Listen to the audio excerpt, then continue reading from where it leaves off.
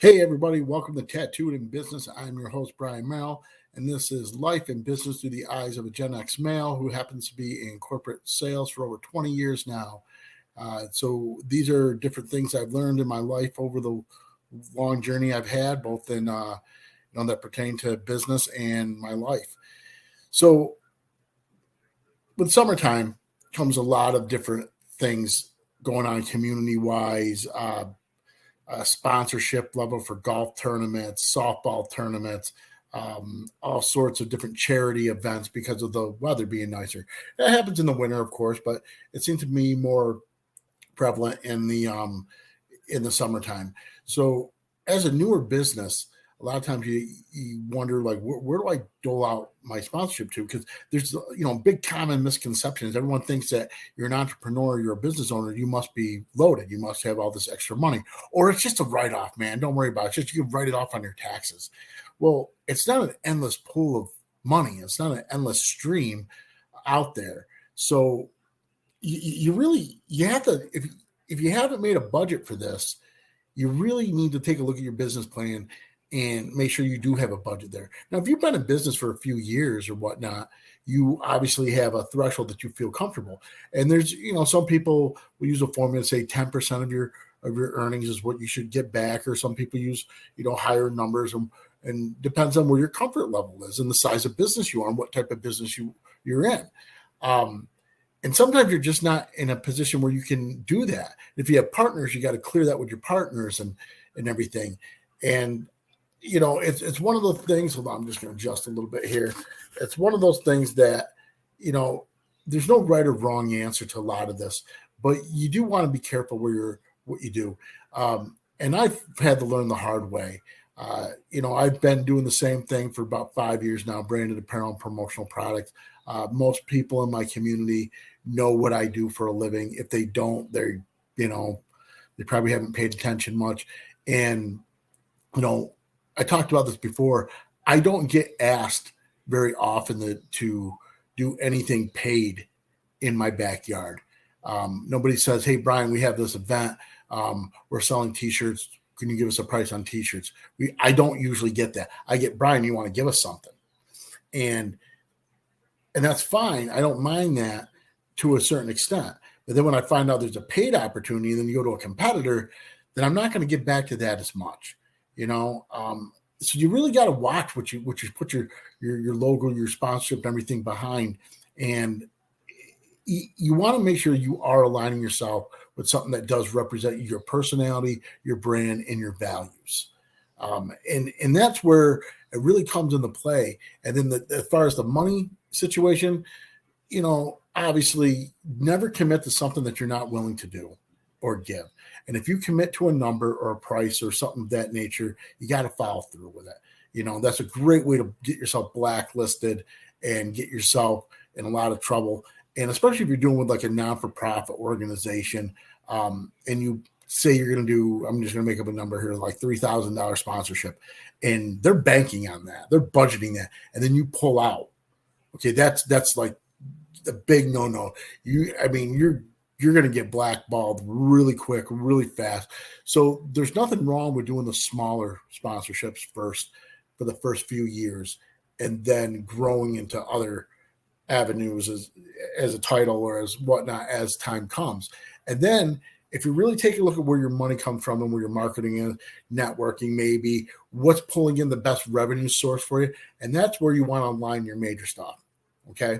Now, I still am a firm believer that you need to remember where you came from, and maybe like the town stuff that we do doesn't generate revenue for Brian Merrill, and maybe that's okay because I feel this is what molded me or was important to my family growing up. So I'll give back to something like that. There's one thing that every year I always wish that I'm in a better situation than I'm in so that I could do 100% of the sponsorship, right? So that I can sponsor a certain thing. And it's not even an event. It's a remembrance thing. And every year I just sit there when I get approached about it, I sit there and I get I get down on myself because I'm sitting there going, God, I just want to be able to the one time just eat the entire cost, and just because of the person that it's in the name of, just someone who I really liked, really knew and liked, and had, it was an unfortunate accident. But there's other things like I'm very big on veteran affairs. I'm very big on veteran suicide, especially, and suicide awareness in general. But there's other things out there. Like there's so many other things. Like people don't realize the amount of depression that people deal with, and everybody think, and it's not a gender thing. And that's what, I always bring up Lori Seitz and her podcast. If you can watch her podcast, or listen to her podcast, fine is a 4-letter word.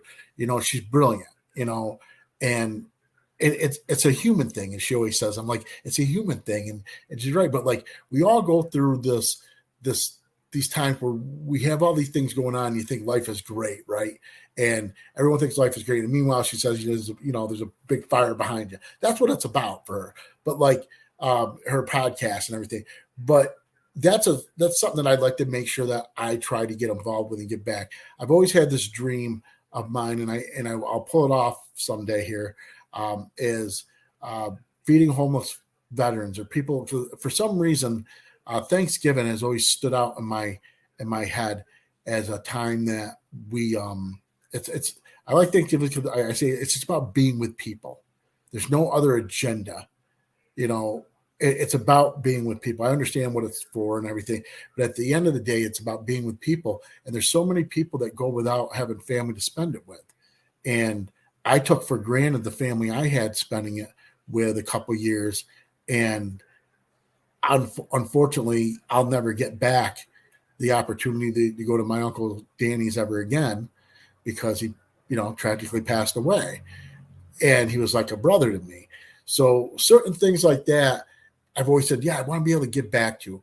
But you get bombarded, right? So you get asked to sponsor 10 different golf sponsorships. So the big thing is political. And I'll never forget this. If anyone hasn't watched the series Last Dance, about the Chicago Bulls' last run at a title, it's not just in that, it's in Michael Jordan's story anyhow. But there's a time where he was asked to back a politician, and he refused to back him, like just throw a support in North Carolina. And he got all sorts of criticism from it. And he said, well, Democrats and Republicans both buy sneakers. And so he took that philosophy. And I applaud the guy for that, because he understood to not take a political stance. Political stances are very tough, right? Because we all want to pledge to somebody. Well, and also, party lines. I don't like to play that game, but there are people that I feel I want to support and whatnot. And let's face it, you do need to make sure that you are in business somehow connected to certain people, that you can pick up the phone and make a call and help expedite something and move things along quicker. And that's very important. So like, I hate to say the game is always like who right? But it really does boil down to that. And when you're looking at sponsorships and you're looking at how what to throw your money towards, I hate saying it, but you got to consider that. You got to consider that who are the people that are going to help benefit you in your career. And it's powerful. So I tell everyone, try to take 3 things, right? Take the hometown thing that you love, that that you can get behind, whether it's an alumni tournament, it's a festival, something that's from where you came from, where your roots are. And if that opportunity comes about, see if you can participate that way. So there's one. The second one is something that aligns your business in the right frame, network, group of like-minded people that you can collaborate with and help each other grow. It'll grow you. You can help other people grow, those type of events. So it could be Habitat for Humanity, Big Brother, Big Sister. It could be something that you have other people on a board member that you are like-minded and look for, and that'll, that you can align yourself with. And then the third one I say, and I hate saying this, but try to take some type of a social stance. I don't want to say political stance, but a social stance. So it could be the Humane Society. It could be Like I said, Habitat for Humanity. It could be something that's a social event, a socially driven thing that, yes, politics are going to get involved in at some point, but you feel comfortable that it's going to represent your name and your brand. Like it could be your senator's race. You could be your local, governor or something of that nature, but you want to at least, I'd say, try to find three things. I've always pledged this. I had a opportunity when I was in advertising sales to work with the Children's Miracle Network, and opened my eyes to a lot of things, because before that, did a lot of things with I don't want to say the name of it, because I'm about to say something about them that people probably don't know, but another organization that is very popular in the country community, I'll just say. And you need to research and see where the money goes and how it's allocated, how it's spent. Your local stuff, you usually don't have to worry about that. Support your local fire station, man. You got a volunteer fire station and you can help them in some way, shape, or form. Donate. These 90% of these guys are not crooks. I know you ever hear in the news every now and then somebody, but they're not. Your ambulance squads, all this type of stuff. I'm a guy who's had the ambulance call them and didn't have any money to pay for it. Well, these guys have to replenish their supplies, stuff like that. So if you can get back that way, that's a great one. But like, there's this one that's a big national one. And when I was working with Children's Miracle Network, they never badmouthed this place. And I started asking questions. And the Children's Miracle Network, that money goes to buy a direct piece of equipment. It goes to buy something direct for the hospitals that they need. Where this other group, literally this money goes not just for research. The research that they're talking about is to fund the doctor's salary. And I think that's bullshit. That's just my personal opinion. It is totally legit. It is not something that's being taken advantage of, but that's where the money goes, is to fund somebody's salary. Not like and I'll say it because I know this isn't one, just in case anyone like the Ronald McDonald House. That money doesn't fund people's salaries, right? That's not what the money's for. There's so many groups out there. I'm big on the children's groups, and like I said, the suicide thing is huge for me. I think there's way too many people that go through the depression and didn't have the tools and the support that I had to overcome mine. And like I said, if it wasn't for someone who I always call friend, I wouldn't be here. I wouldn't be here today. I mean, physically, he made it so that I was. And, not everyone has that support group. And especially like when you got kids and you're like a parent, right? We're strong. We're superheroes to them. We're not expected to be weak, but that's the person who needs that help the most. And it could be something as counseling, simply donating hours or money or something towards someone to use counseling for counselor hours, things of that nature. But find at least, I'd say if you can afford it, you try to find three things that you can give back to. And maybe it's not money you can give back to. Maybe it's your time. Maybe it's time that you give back and you help out. And I've been thinking about this a lot this weekend because, I feel very blessed and very fortunate in my life. I've come across, for as many bad people in this world, so to say, I've come across equally, if not greater, positive people in my life. And I joined a mastermind group, Sean Michael Crane. I've talked to him before. This guy was in prison for a crime he didn't commit. And the philosophy, just like I said, the one thing that's always sticks in my mind is I don't ever have to do shit. I get to do things every day. You know what? I don't have to get up out of bed. I get to get up every day at 5 a.m. and I get to go to the gym. I get to do these things, and it's funny is I was talking to somebody, I was complaining about my late ex-wife, how she used to, some of the things she used to beat me down on. And one thing she used to beat me down, she'd say, oh, it must be nice to be able to go to the gym and do this. And I'd sit there and I'd say, yeah, I get to do that. You know why I get to do that? Because I had a heart attack. And when you have a heart attack and the result of not changing your diet, changing your lifestyle and all that is another heart attack.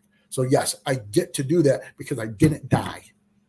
I get to live. I get to experience these things. I get to have my family. I get to have all these things. And that's because of having a support system. So I know not a lot of people comment to me on this, but I am out in the I still live out in the Harpersville area. So I guess I'm going to reach out and say this to anybody, and you can direct message me or whatever. I'm thinking about putting together or seeing if there's any interest in a community support group for people who just need to talk to somebody, adults especially, in like an anonymous meeting night type stuff. I know my age group, especially in our area, we all just had a bunch of pretty tragic losses for people that went way too soon, and grief doesn't discriminate against anything. So that's one of the things I'm interested in, is seeing if there are other people out there who feel the need to they feel like they're depressed and they need to talk about things and get it out. I, by no means am I a counselor, or no means am I a coach, but I'm a hell of a listener and I'm a good supporter. And I guess sometimes that's what you need in general. But looking for a support system. So it's all about giving back, no matter what it is, whether it's financially, spiritually, emotionally. It's all about giving back. So where you can give back the most, find something that's near and dear to your heart in your local community, something that can advance your career. And then, of course, you want to take a social stance someplace. And keep this in mind, guys. You don't have to throw your name out there. This can be completely anonymous. I do things anonymously all the time, or I'll put them underneath somebody else's name, because, not everybody needs to be recognized. There's a post a few years ago, or excuse me, I think it was 2 Christmases ago, guy that I have followed him and I do admire him, Mark Yanti. I just, there's something about him. I'm very drawn to him. And somebody was posting these videos and TikTok and crap about them doing all this great in their community, giving all this money away or presents and all this. Mark is one of the biggest philanthropists in our area and donates a ton, and you never know it. And he never posts anything bragging or anything like that. He's a very smart businessman. And it was like one and only time I seen him make a comment about was really simple, that, real charities and real goodwill doesn't need to be filmed and exploited. And it wasn't those words that he said, but it was something along those lines. And I really applauded the hell out of him for doing that. But like I said, he's one of those guys that nobody ever knows how much he does. Another one is Adam Weitzman. Nobody realized how much money he donates to charities. Whatnot. And I can go on and on and on. There's so many guys out there and people out there and women out there that do this. Women's groups. One of the things that was a shocker to me is women business owners tend to be more supportive financially towards women's things than they are as far as mentoring. And I really believe a mentoring program sometimes goes farther, but men in general would rather mentor versus give money, I guess. And that could be just to this community or whatever that I noticed. This is something I picked up on the last few months. But it's just an observation I made. So on that note, these are kind of just a couple tips for trying to know where to get back to, what to donate to, how to get your name in the right light. But at the end of the day, you do want to pick something things that you are truly care about and passionate about. Don't always go for the ones that with the big lights and the big glitter and all this, so that you can be seen. Like I always joke around on the Dick's Open, on the night of the concert, there's all these people, they don't watch golf. They don't give 2 craps about golf. They don't care about any of the charity stuff. They go to be seen because they want to be seen there. And it's like, grow up. It's like grow up. It's just totally, it's not what it's about. You're robbing from somebody who really gives a crap or really wants to be there and cares and supports the event. So don't be fake. Be real with what you do and do your best to get back where you can. All right, everyone. Have a great week. This is Brian Brown from Tattooed in Business, and I am out.